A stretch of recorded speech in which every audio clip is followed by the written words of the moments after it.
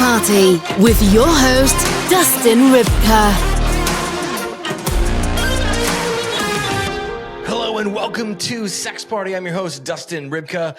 This is the season 2 finale. You guys, it's been 2 years of Sex Party. Can you fucking believe it? I'm not arrested yet. I'm not awaiting trial in some weird Russian prison. Nothing. Everything has been beautiful. Everything has been great. I want to thank everybody for watching, for listening again and again and again and again for 2 years. Wow. Just wait till you see what we do in season 3. My guest this week for the finale is friend of the show and my friend, Carla Romo. Carla Romo is a dating and relationships coach. She is an author. She has recently gone through a big breakup. And on top of the big breakup, she is also with a new partner. How did she get there? How does a coach go through a breakup? How do they process it? What can we learn from that? Carla is here to also talk about her brand new dating app program that's innovative and, dare I say, revolutionary. If you guys are on the dating apps and you're frustrated, it's perfect. If you're on the dating apps and you're having some luck, but you need a little tune-up, it's also perfect. So without further ado, it's a big show. Let's get to it. Please enjoy my conversation with Carla Romo. This week's conversation. Carla Romo, welcome back to Sex Party. It's always a good day when I can say welcome back to someone. You're like one of the OG returning guests. Yes. So I believe this is your third time. I'll have to check with my secretary. She's not a real person. I do not have a secretary. I love it. Third time's a charm. There is no logbook. Third time is a charm. Yeah. There we go. Yeah. For sure. So first of all, how have you been? Right. I know there's some stuff we're going to get into. I wouldn't call it dramatic, but it's a lot, right? There's, some life going on. Totally.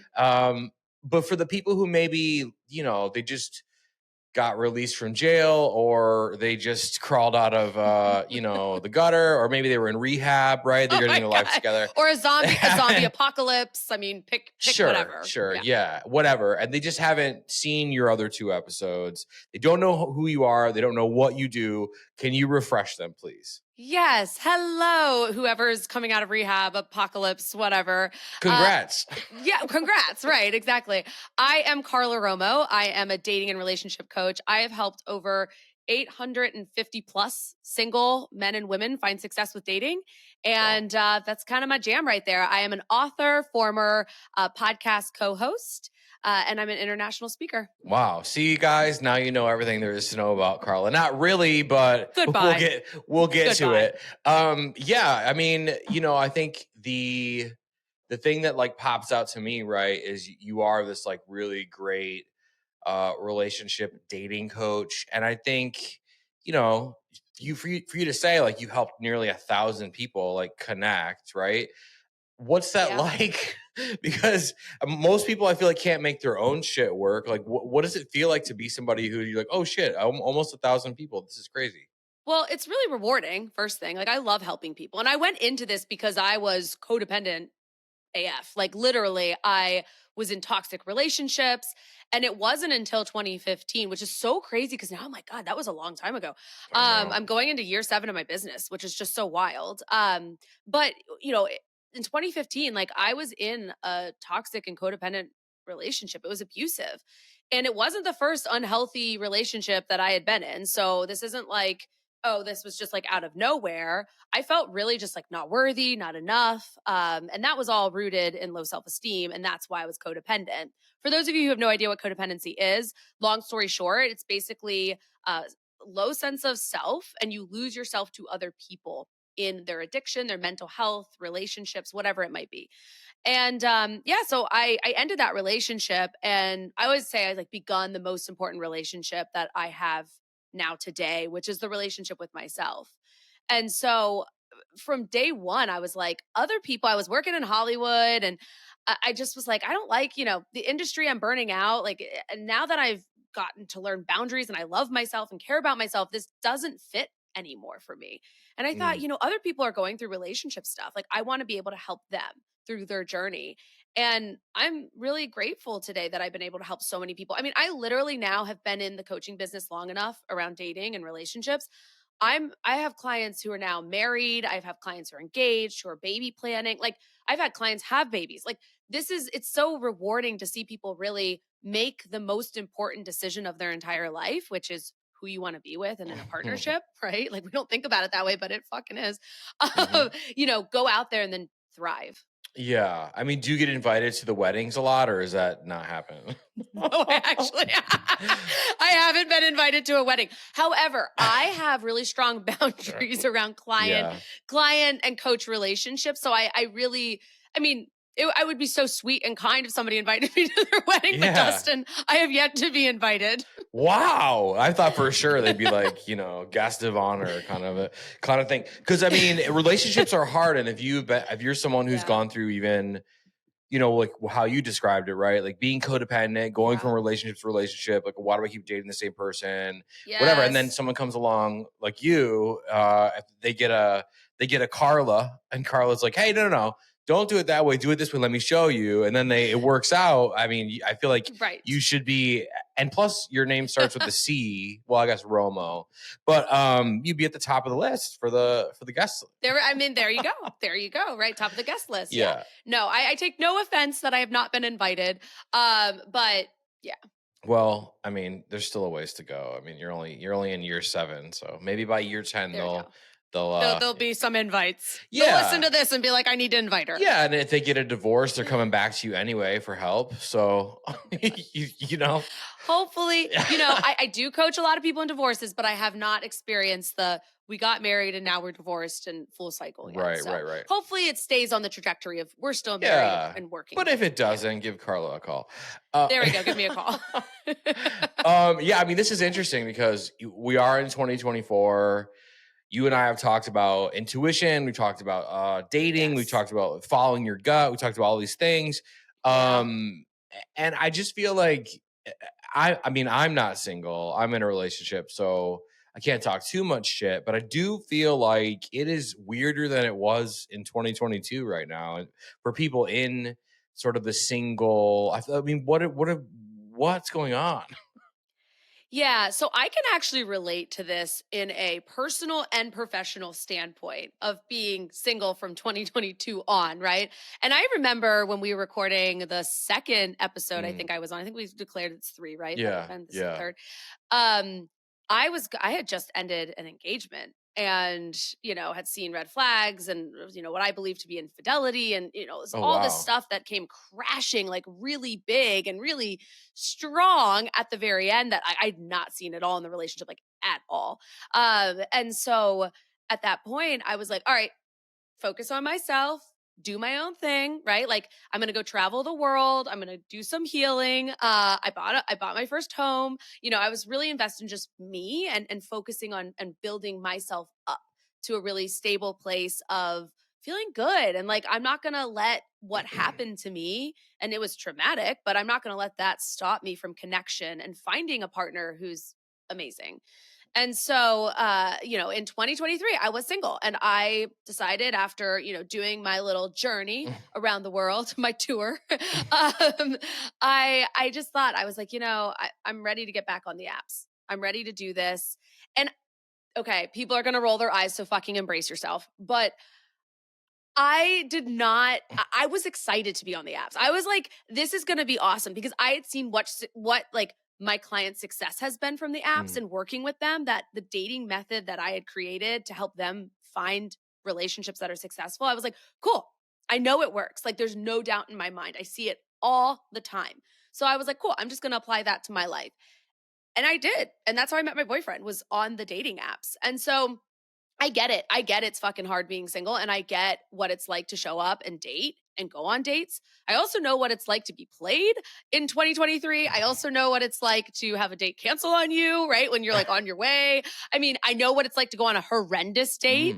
My first date back to the dating world was probably one of the worst dates I have ever been on. Really?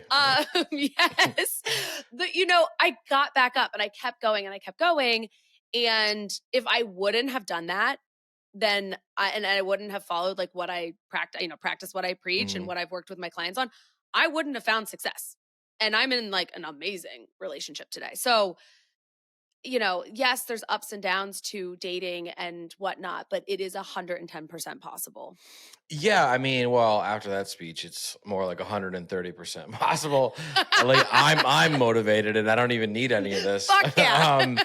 Yeah, well, so a couple of things, and say as much as you want. Tell me to fuck off if I get too personal. But like you said, you were with this original gentleman that you were dating. You were dating Yep. for a while. You guys were engaged, right? Yeah. How long were you together with him? About 4.5 years. Oh wow, okay. So it's Yeah. it's a serious thing. Really serious. Oh yeah. Oh no, just So did you see red flags and then choose, or like subconsciously choose to ignore them, or you're like, no, that can't be. No, which is crazy. There were not red flags. Okay. I am like red flag master at this point, right? Like follow your damn gut. Like it's something I always talk about in my book, Contagious Love.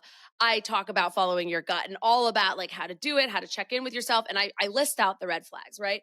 Um, the red flags didn't happen until the very end. And I'd say the last 2 months of the relationship. And when it did start to happen, I was like, I had a very vivid moment. I was actually on my way back from Spain and I had just like done like a family vacation and I was coming back and I was on an airplane and I thought, and he wasn't with me and I was coming back to where we were living at the time. And I thought something's off. Your gut is off. Follow that shit. Don't ignore it. And so I leaned into it. A lot of people lean away. And I think if I had leaned away for longer, it would have been a really unhealthy, toxic cycle for me that I've been in before where I've leaned away from red flags. But because I leaned into it and I just found out information that confirmed, okay, I'm not crazy. This is weird. Oh, okay. There's infidelity going on here. Okay. I don't want to be part of this. This is a deal breaker for me. I'm out. And it's not to say it wasn't difficult. It was traumatic. It Yeah. was really, really awful, actually. I mean, really awful. I like to say this of people, I don't know if anybody is listening who has experienced an engagement ending or anything like that, but it can be a psychological fuck because here you are, you've created and this was a very conscious choice of being engaged. And I had created this very like conscious space and it felt very safe in that relationship at the time when I had agreed to marry this person. And you plan out like what you think your future is going to look like. And then all of a sudden, very quickly, it was taken away from me, is what I felt like. I was like, whoa, it's hard. It's really hard, but I did the work around it. I did a lot of healing around that. And I got through it. So anybody who is going through this shit right now or a breakup even, you don't even have to be engaged or has experienced infidelity. Like you can get through it. It is 110% possible. And you will be a stronger and more resilient person on the other end. Yeah, I mean, it definitely does cut like a knife, right? Cue your favorite 90s heavy metal song. But or 80s heavy, whatever, it doesn't matter. Cuts like a knife. I think that's whatever. There's also Taylor Swift, Knife in the Wound, like you're laughing right at me. Yeah, Taylor Swift has a ton of them, right? Yeah. So there's that, but it does, you're right, it does kind of make you stronger and more resilient. Some stuff is harder to let go. There's lingering things that just like embed themselves in there or whatever. But I think all in all, I mean, all of these experiences, like terrible. I mean, a lot of people I think have experiences, and I've been guilty of this, where it's like, well, never doing that again, or whatever. Number one, I want to ask, so, and again, you can say pass or whatever. Yeah. What were the red flags you started to notice? It just went from like what you're used to like, wait a minute, he doesn't normally put the keys by the wooden bird or whatever. Like what, what did you pick up on? Yeah, a lot of it was behavioral. Okay. So all of a sudden, he started going to like happy hours and staying out late with coworkers, and which is like, I'm all for like making friends and doing your own thing, but something started to feel off with it. I'm very intuitive. We talked about intuition in that one episode together. I'm very intuitive. Like my gut is all like when it starts to feel weird, it starts to feel weird. he also started to criticize me. So there was things that he had never criticized my appearance or anything like that before. And there was this like night shirt that I wore, and he criticized me around and told me that, like, if I didn't stop wearing it, it was my final warning. Like, he was gonna, like, he didn't like it, and that it was my final warning. And I'm like, what the fuck are you talking about? I was like, what? You've never spoken to me this way. I was like, what is this? Mhm. And like disappearing for hours, not really knowing where they went, things like that. It was just very behavioral, saying things that like was joking in a way, but not around our engagement. Mm. It was really bizarre behavior that I've never seen before in the relationship. And it was pretty drastic. It happened very quickly. So it wasn't something that was like over months and months. It was like it started to kind of get weird, and then it just got really, really weird. Yeah, sounds like it. Yeah. Yeah. Yeah. Yeah, not such a happy hour. So Cheers. yeah. Okay, so there's a few things, and again, we're only gonna go as far as you want to, so you can Sure. whatever. Yeah. How long was this period of red flag city, number one? And number two, was the infidelity with a coworker, or was it sort of a front? Yeah. So in terms of just how long the red flags were, I would say, looking back, it was just under 2 months. However, month one wasn't apparent. Mhm. Things were kind of like odd, but it wasn't like overt. And then I'd say the last week and a half to 2 weeks, it God. was so overt, but I was also for part of it on a trip with my family. So it was getting back that last week that I was like, no, something is like really off here. And it was like really telling at that point of like the red flags I observed. In terms of whether it was his coworker or not, I'll let you come to that conclusion. Okay.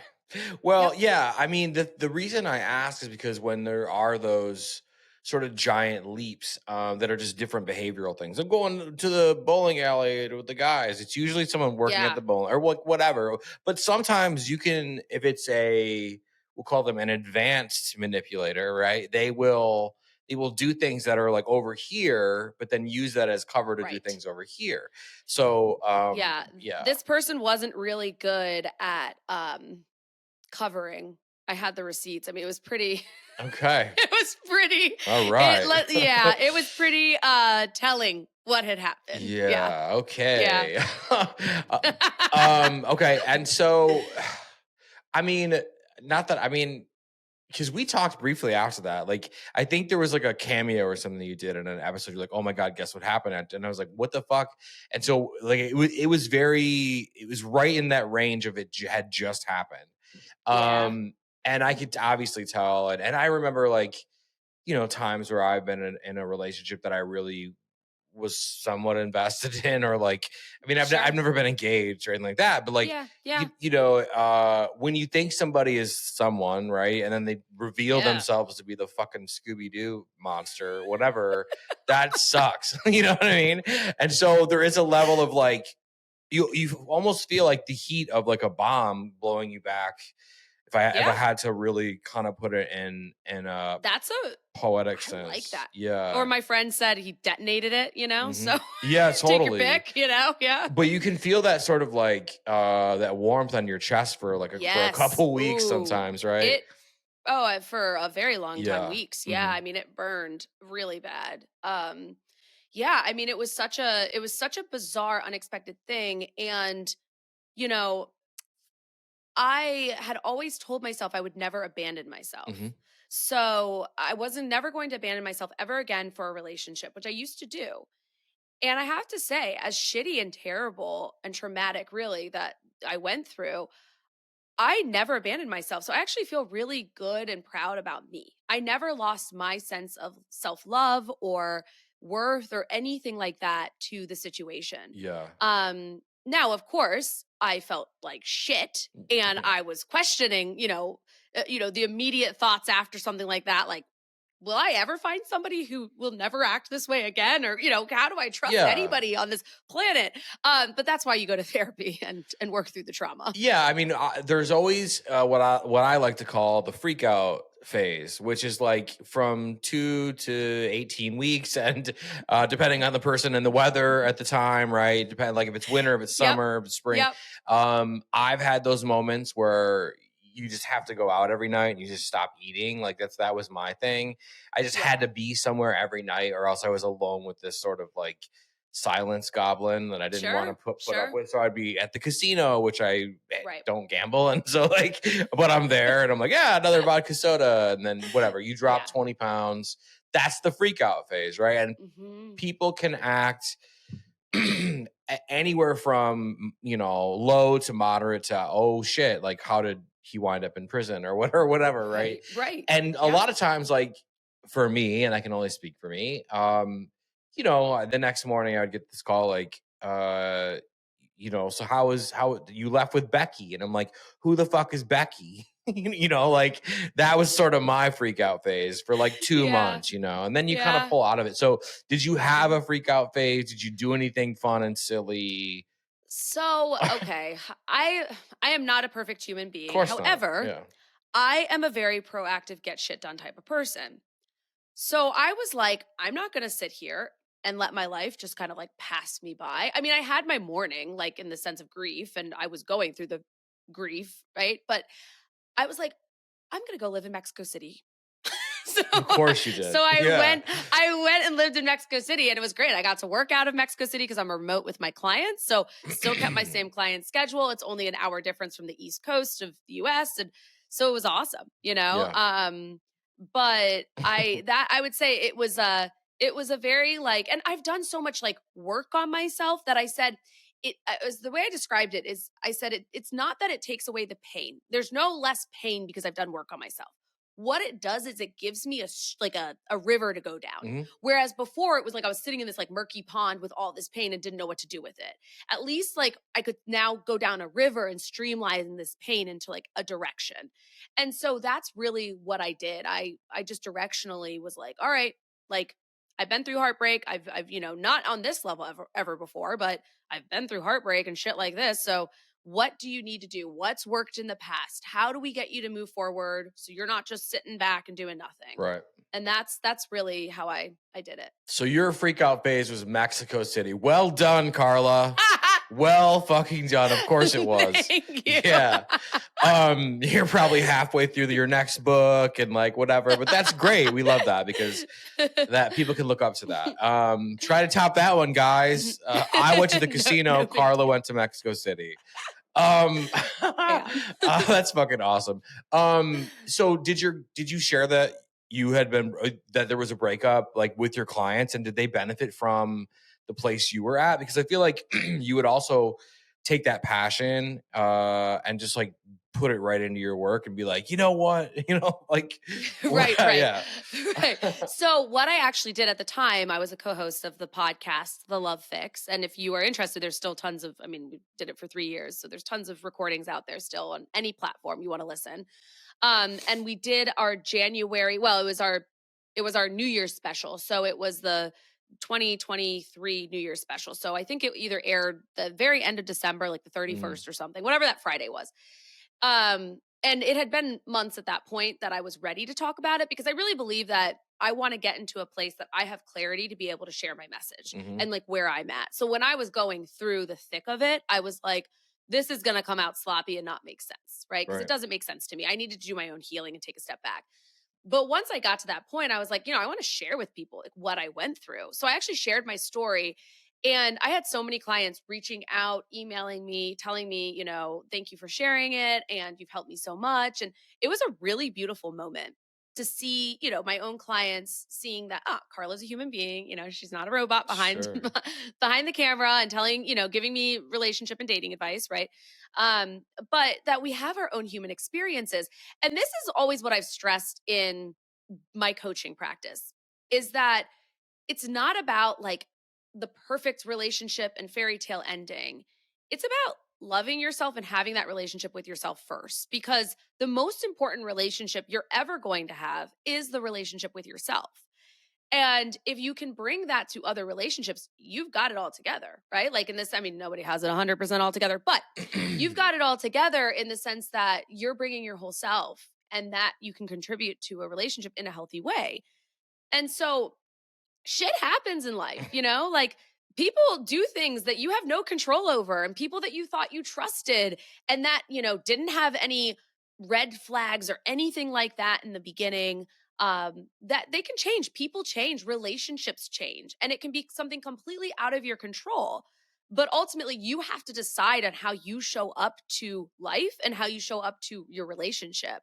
And for me, I recognize, wow, like I have choices here. And it was choices that were heartbreaking for me at the time. But in hindsight now, a year and a half plus later, I can tell you that it was one of the best things I could have ever gone through.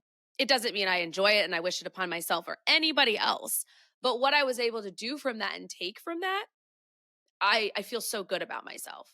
Yeah, no, you should. I mean, when you put in the work like that, and it does always, and nobody wants to hear this shit, you guys. I know it's a party, it's a sex party, but look, sometimes the party gets dark. We need to talk about this. I mean, I sometimes I'm a dweller. I like to dwell and my dad and didn't love me, and we have our Sure. we all have our things, and so and that's just like, you're human. I have no psychology background. I was a psychology major for one semester, so don't take this too literal. But I mean, I think part of it, whether it's a breakup, a shitty parent, your friend who fucked you over, whatever, you don't ever really get over it. I mean, and you can disagree, that's fine. But you kind of gotta figure out how to just live with it almost before you could do anything else. And so I think that's a big part of it too. But there is that level of, okay, I'm done fucking eating cheese nachos every night. I'm done watching back to back Friends, Golden Girls, double headers. I just need to feel better about myself. And it isn't until you make that decision, right? And I love that phase. I love that's you know what? Fuck it. I'm eating cheese nachos. Yep. We're watching. Going to the casino. We're going to the casino. We're watching all the fucking Ross and Rachel episode. Whatever your thing is, you should take some time and do that and be unhealthy for a little while, right? She did not say it. I said it. But then after that, right? And yours was Mexico City, so whatever. But but for a lot of people, I think that it does reach a point where you have to choose. Am I gonna hang on to this, or am I gonna just fucking? And most people just after a month or whatever it is, are you know what? Fuck him, fuck this, and they just kind of move on, and they have that steam behind them, propelling them to, go bang a bunch of hot dudes or whatever their thing is. But it does help you finally move on from it, and I think that's in your story, right? How long did it take you to get back out there, we'll say, right? Okay, so let me think. I chose though not to date for a while. Yeah, I mean, so I just wanted to do me, literally. But it's a sex party, right? Of course, yes. So, but I just was. I didn't want to even entertain it. Mhm. It didn't even the idea of dating somebody. I was not interested. Nope.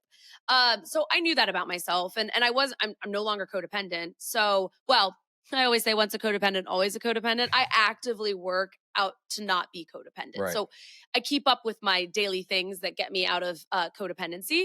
And I was keeping up with those as well. And so it wasn't I needed that relationship or a new relationship to define my worth and to say, okay, Carla's still worthy. Yeah, she was just cheated on, but she's got this other guy that's defined. And it's no, I didn't no.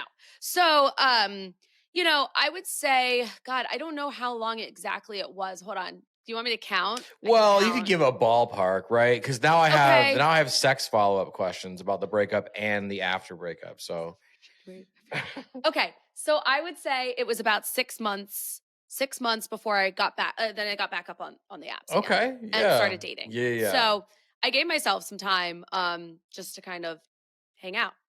And since you brought the sex to the sex party in this episode, I am not answering your sex questions. Well, I'm not going to answer your sex questions. okay, I'm still going to try to fire him at you though, right? All right, go ahead. Fire him at me, and I will answer as if in the coaching perspective. It's like a lightning round.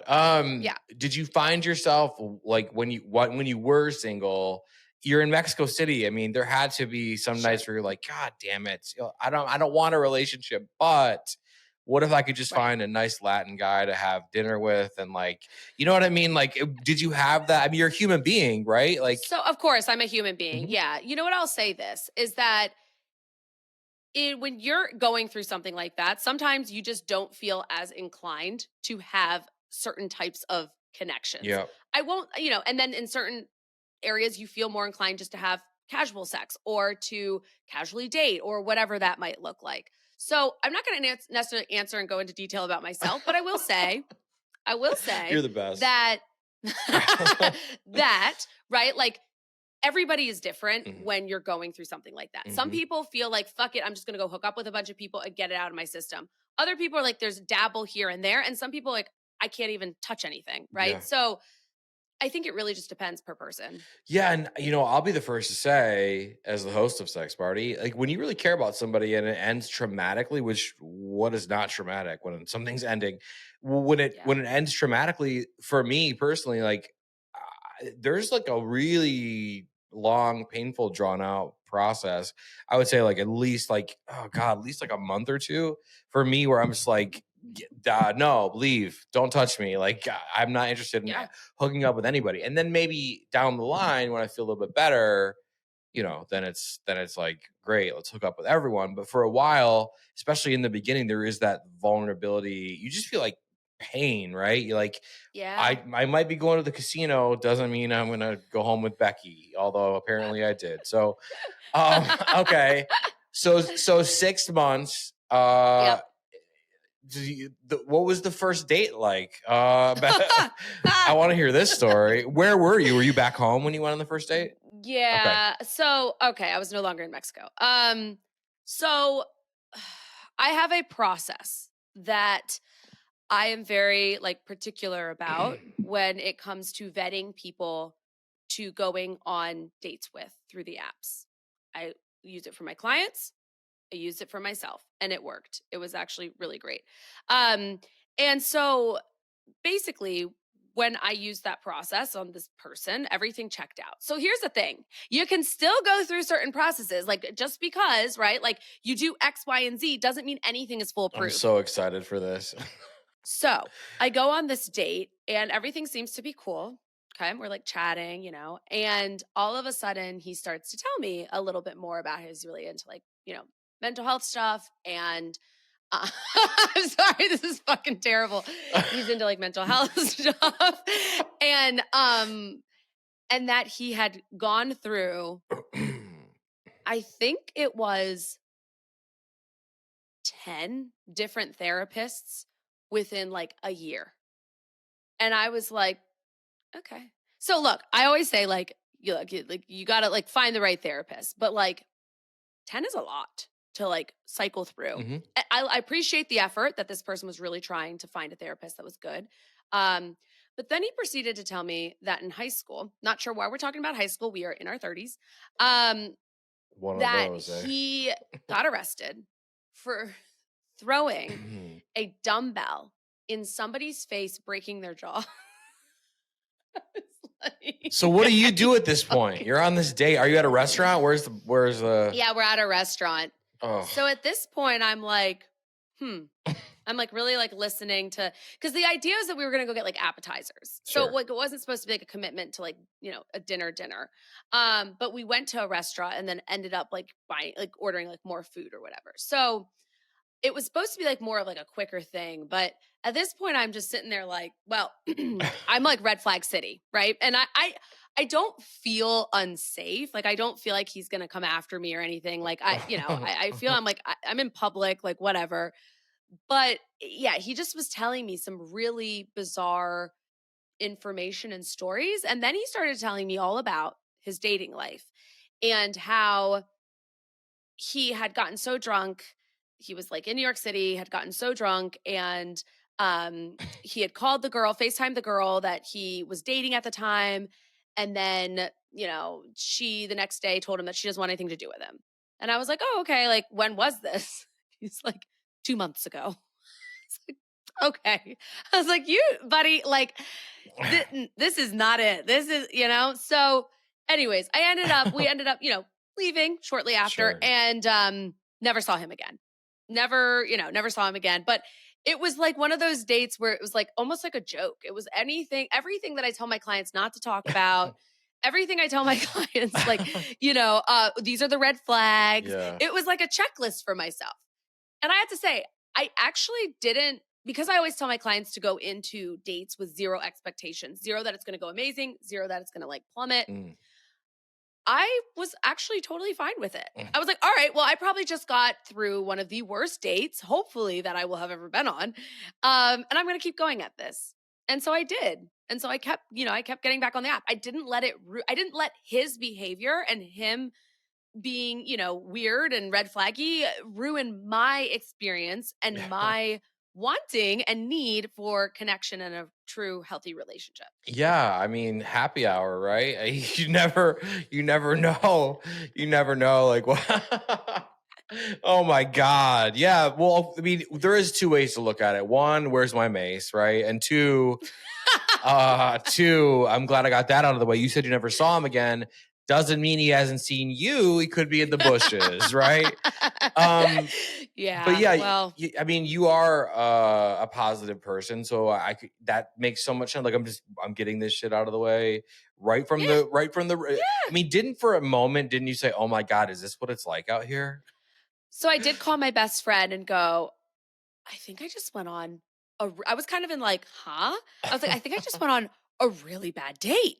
And I was like, this is kind of crazy.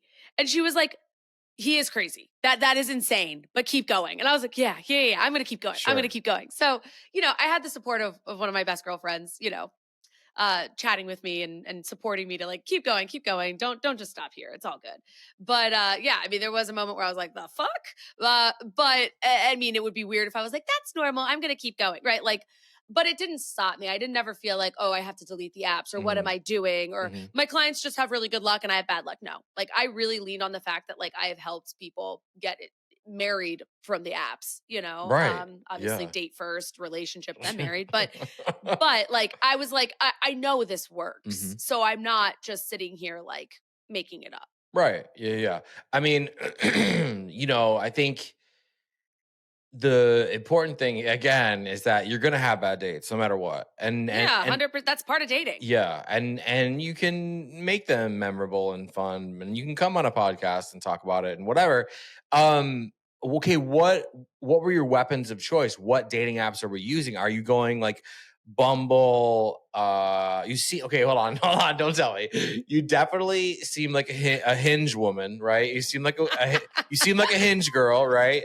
So, just yeah, and then there's like these new dating apps, right? Everyone's trying to sort of get in on the luxury. We know we're giving you garbage, right? So now we're going to charge you 10 times. Like, what do you think about, just like sidebar, what do you think about Tinder charging $500 a month for their, exclusive package? Yeah. Okay. So I'm coming out with a dating app guide, which is called Swipe Match Spark, the ultimate dating app guide by Carla Romo. That's me. And it's really taking all of my proven methods of dating and secrets that I've personally used. You're going to see like photos in that guide of me from my profile, all the way to prompts and things like that. And very much a coaching method around, having the most success, like finding somebody from, dating apps. Sure. So within that, spoiler alert, but I actually don't recommend any app over the other or whether people should pay for subscriptions or not pay for subscriptions. I really think that's a personal choice. And everybody has different goals and ideas around dating and what they're looking for. So to each their own, right? I will say a lot of my clients do pay for subscriptions.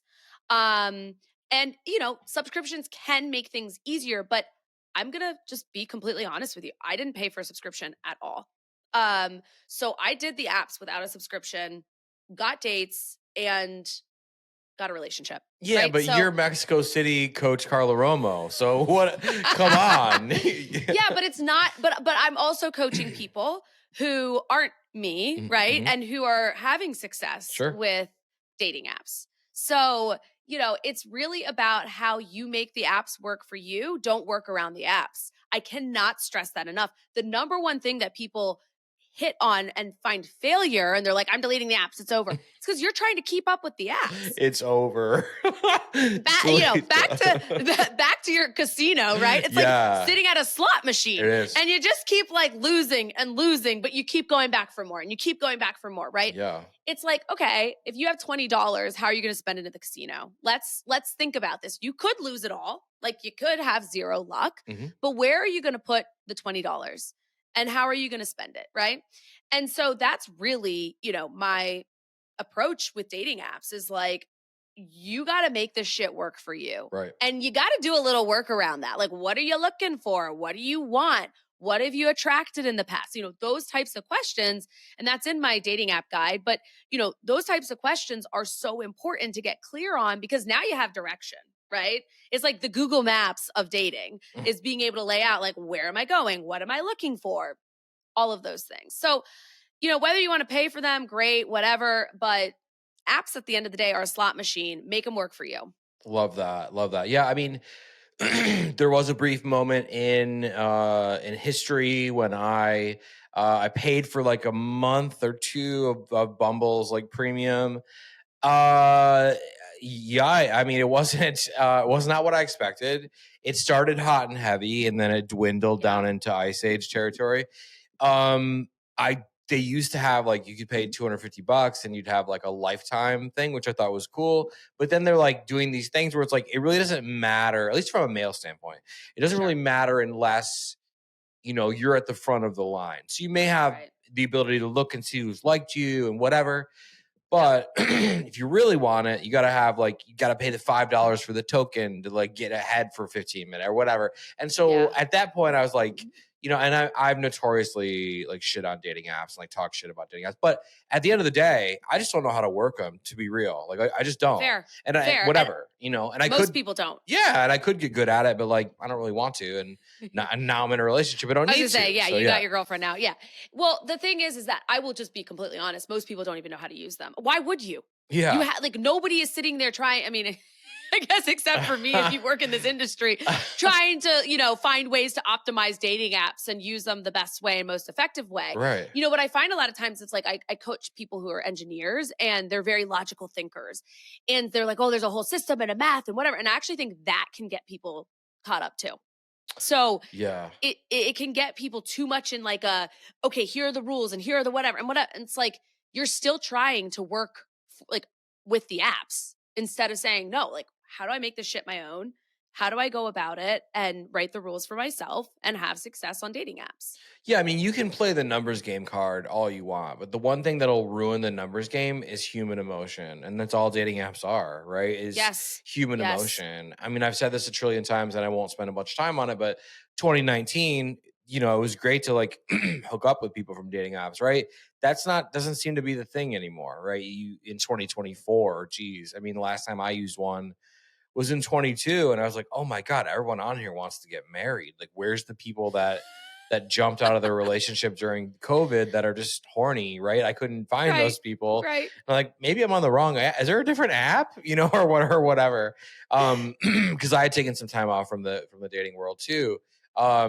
Okay, so you go on the most disastrous date you've ever been on. Yeah. When does this idea hit you? Oh shit, I need to do a guide. Like, cause that's such a Carla Romo thing. But, and I mean, that's a compliment, right? You and like my family and my boyfriend and my friends, like there's a thing that my like friends and family and boyfriend always say. They're like, it's so Carla Romo. Like it is so Carla Romo. You get it. You get it. Yeah. Yes. Yeah. Yeah. So honestly, to be fair, I've always, one of the biggest questions that people ask who want to work with me is, can you go through my profile? Can you give me tips on dating? That's good like shit. That, I mean, number one, like I can tell you every single client I've ever had that we talk about dating, we'd go over their profile. And I was like, why not create something that everybody can literally use? And I have to say, like, I really believe in the apps. I mean, you can roll your eyes, and whoever's listening is like kind of what you said. Let's call me out on it. Oh, but you're a dating coach, and like Sure. you know, whatever, like all this stuff. Like, of course, like you're gonna have to, but like my clients are not dating coaches. That's why they work with me and hire me, Exactly. right? Yeah. So like, it works. The shit works, and you know, I just was thinking to myself, I had met, you know, I have a really awesome relationship. Met my boyfriend that way, and I thought, gosh, you know, like other people need this shit, not just in like a coaching aspect, but like how do I like spread it, right? Like how do I get it out there so that anybody can use it? Doesn't just you know, doesn't just have to be a client, but like Mhm. can utilize this information. And so it was just one of those things that I was like, all right, I'm gonna just take everything that I take in my client with my clients and that has worked, and everything that has worked with myself, and make a really amazing sandwich out of it and present it as the ultimate dating app guide. Yeah, no, I mean that is amazing. And yeah, I mean, you're an expert, right? So if you're having an issue, people should come to you and be like, "Hey, show me how to use these fucking things." Cuz you're the one who would have all the knowledge, and you're right, like profile setup Yeah. is like the biggest thing in the world. I mean, it's different Oh, from men to women obviously, but yes. I feel like if you're a man and you don't have pictures on a boat, don't even try. But if you're if you're a woman, it's very different, obviously. But like I feel Right. like a lot of people don't, you know, some people don't use good pictures. Some people like Right. don't state their intentions, whatever. Right. A lot of people are Yes. way too clear about their intentions, like no casual Yeah. hookups. Right. Allison, right? We mentioned Allison in a previous episode. She's back now. Okay. There we Yeah, go. Yep. yeah, just I love it. some sex party continuity, guys. But so how many dates did you go on before you met the new man? With different people. Yeah, yeah, with different people. Okay. Cause I was going to say, I had gone on like second dates and Hmm. things like that, third dates with people. Um, I want to say it was around 10 to 12.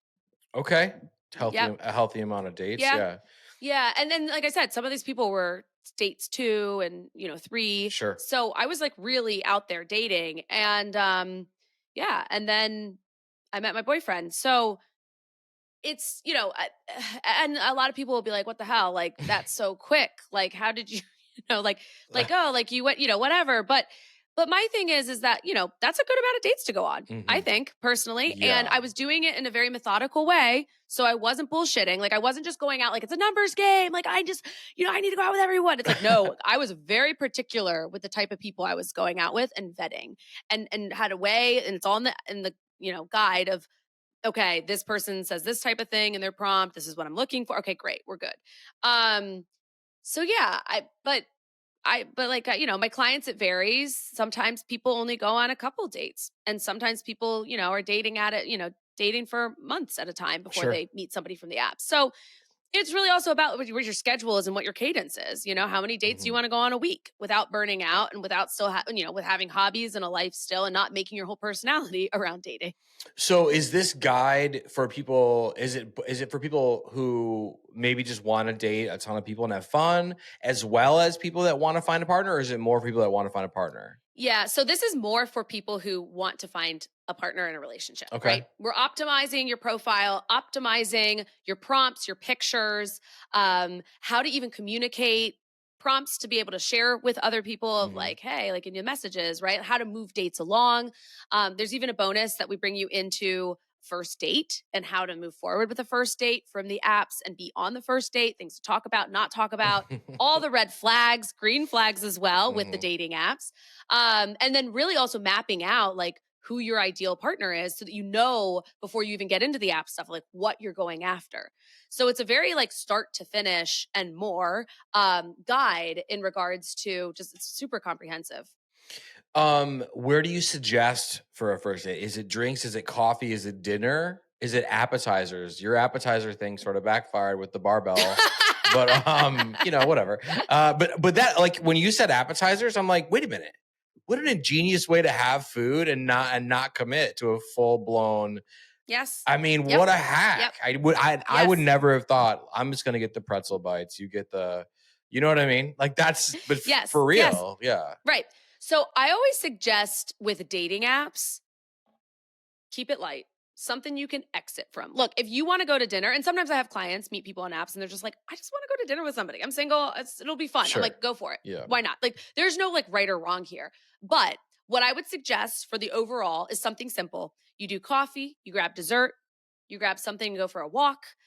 Just something that, isn't a big time commitment. You do Right. appetizers, right? Like, and you're clear that you're doing appetizers. You're not going to do like a whole dinner type of thing. Mhm.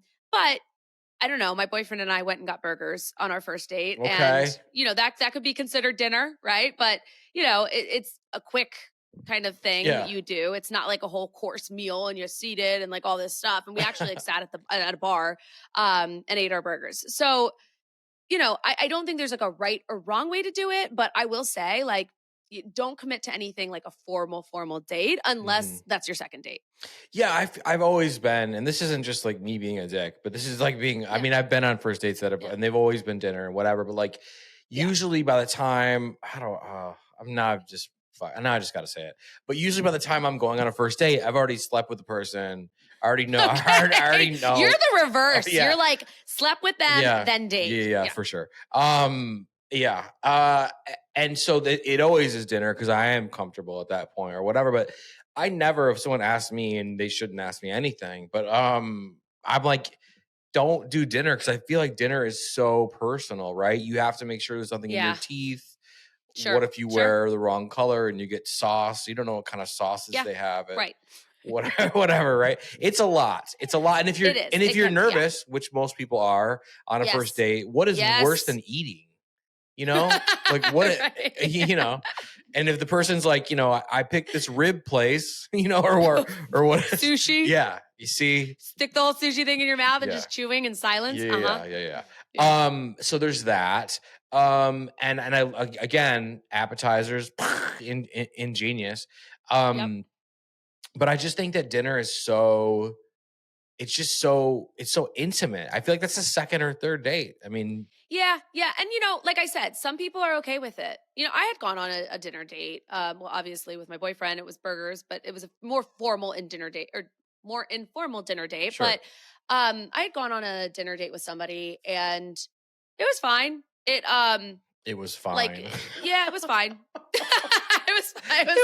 It wasn't like amazing, but it wasn't like, that was somebody who, I was like, okay, yeah, I'd be open to going on a second date with. Sure. And then text me one time just to like, oh, how's your weekend? Good. And I'm like, if he doesn't ask me out, I'm moving forward. I'm not going to follow up on this. Like, he's got to follow through on this if this is like, he asked me to go out again. And I was like, nope, all right, I'm done. Like, he never reached out again. So like, wow. I've been through it all where people are like, I don't get it. It was a good date. And then, they didn't ask me out again. And I'm like, yeah, I've been there too, but you got to have boundaries around it. Make the apps work for you. If somebody from the apps isn't asking you out on a second date, that's on them. Forward. Yeah. Fuck that. Yeah. No, I love that. So when you met this guy that you're with now, you went on one date, burgers. We love that. That makes for a fun story too down the line. Yes. I also have to point out. Okay. Oh, go ahead. So he is a vegetarian and I eat meat. And the fact that he was like, oh, let's go to a burger place. I was like, cha-ching. I was like, perfect. This is great. I was like, all right. This is good to know. Did you hear the cha-ching or did you actually say the cha-ching? I heard the cha-ching. I felt the cha-ching. Yeah. Sometimes you say it, sometimes you hear it, but it's there. That's the most important point. It's there. Exactly. No, I think it's great. And he's willing to sacrifice his, he had got a vegan burger or a black bean burger, whatever. Yep. Okay, great. We're in. Okay. You're like slowly becoming super uncomfortable. As soon as it gets personal, you just start giggling. I don't feel comfortable at all. I think I'm giggling because it's fun to think back to that time. No, I don't know. I'm in a really happy place and you can in tell. a relationship, and it feels so good. So it's actually fun for me to like look back. And you fucking deserve it, man. Come on. Thank You've been through a lot of shit. Thanks. Okay, so you have this first date, and then what do you immediately run home and delete all the dating apps like he's the one, or do you go on other dates? Like, okay, all right, let's hear it. So I always tell everybody, don't put all your eggs in one basket or your burgers. So I was interested in him though. and I wanted to go on a second date. I was like, yeah, and he reached out. He said, let's go on a second date. I was like, yeah, cool. How soon did he reach out? That night. Oh, okay. Yeah, Good. that evening. And I was like, great, awesome. Love it. And we had so much in common. And the date was only an hour and a half. You know, it's like I always tell people like no more than hour and a half, 2 hours max. Really? Oh man. Yeah. Okay. Oh yeah. Keep him wanting more. Got it. Yeah. And so, you know, so we were like, he was like, oh, like, do you have like availability? He's going away the coming weekend. And I said, oh, I only have availability the following Monday. Because I had other dates set up and I wasn't going to go on like a million dates like in a row, So, as you can see though, that those dates didn't pan out. So he ended up being, we went on our second date and I was like, this is awesome. Like he's great. And, I always like, I didn't delete the apps or anything like that. I still was on the apps but I wasn't really focused as much on the apps. I was focused on, okay, let's see where this goes. I want to get to know him. And, and then from there we progressed our relationship and then we became official. So yeah. Nice work, Carla Romo. Wow. What was the second date? What did you guys do? Oh, it was awesome. We went to get burritos. Okay. And then we went to the National Mall in DC. Nice. And then we went for a walk around the monuments and sat on the back of the Lincoln Memorial. And it was awesome. We had great conversation. No, that is awesome. That's a great second date. Jeez. I know. He had great suggestions. So. Yeah, no, it sounds like it. And vegan burgers, vegan burritos. We love it. He does it all. He eats it all. Yeah. Okay, so here at the very, very end, you're throwing your mic around. I know it's falling. It's getting too rowdy. You're getting too happy. You're like super excited. No, and I think it's great. But at the end of the episode, I need you to dig deep. We need a Carla closer, right? Okay. A Carla closer. This is going to become a thing. Okay. Let's say someone's out there. They've gone through something similar, but they're just not out ahead of it yet. They're still kind of in that. Fuck, this sucks. I don't know these dating apps. Like, I don't even know if my clothes fit the right way. All the things that you go through when you're in a fucking wacky place. Dig deep, give them some Carla advice, to get them through where they're at or give them something better to think about. One of the biggest lies that we are told is that life is just a trajectory of going up. Right? Like it's just going to always go up and that we got it, life is about like, okay, we got through something big. It's not going to happen again. There's no guarantees to life. And so life is really about how do we manage the shit that comes up for us? How do we manage the lows and how do we manage the highs? One of my favorite sayings is this too shall pass, the good and the bad. So whatever you're going through, you're going to get through it and you have to keep showing up to life. But one of the most beautiful raw things about the human experience is pain. And then being able to channel that pain and sit in that pain and move through that pain, but know that that pain is also like this masterpiece of work that you're going to come out a stronger and better person. God damn. I love that one. Well, I mean, what a Carla closer. Carla Romo. Carla closer. Thank you so much for being on Sex Party with me. Thanks, Dustin. Putting up with all of my shit once again. Where can people find you, work with you, follow you? But most importantly in this episode, where can they find the guide? Yes. So you can go to my website. If you want to work with me, if you want to get the guide, Swipe, Match, Spark, the ultimate dating app guide. If you want to get my book, wherever, go to my website, carlaromo.com. It's Carla with a C, Romo, like Tony Romo. And then you can also follow me TikTok or Instagram at I am Carla Romo. Perfect. Everything will be linked. They know where to find it. Thanks for being on the show again with me. Your third time on Sex Party. Yeah, third time's a charm. We will see you so soon. That's it. That's a wrap on season 2. I want to thank everybody for your support, for listening, for watching. I want to thank my guest, Carla Romo, for joining me for this season 2 finale. Make sure you go check out everything she is doing. Work with her. Her dating app guide is available right now. So run, don't walk to your computer or phone and go grab that. If you guys want to keep on supporting the show, if you're loving Sex Party, you want to see 10, 15, 20, 30 more seasons, right? You don't know how to show that love, that appreciation, that desire for more. If you are listening to this show on platforms like Apple, Spotify, Google, iHeart, Stitcher, wherever. You could subscribe to the show. That's the most important part. You could also leave a rating, you could leave a review, but subscribing is the most important thing you could do. If you are watching on YouTube, hey, should I jump over the Art Institute on a dirt bike or submerge myself in Lake Michigan here in Chicago to celebrate season 3? Let me know in the comments. If you're watching on YouTube, I love you. I see you. I appreciate you all for these last 2 seasons.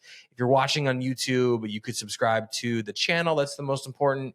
You could leave a comment, you could like videos and things and all those things, but subscribing is the most important. We will be back next week with the start of season 3. No breaks. We don't take breaks.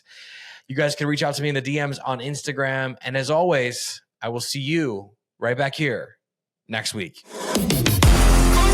Thanks for listening. The party continues next week. Click subscribe and let's make this a regular thing. Follow the show on Instagram and Twitter at SexPartyFM. Follow Dustin at Dustin Rybka.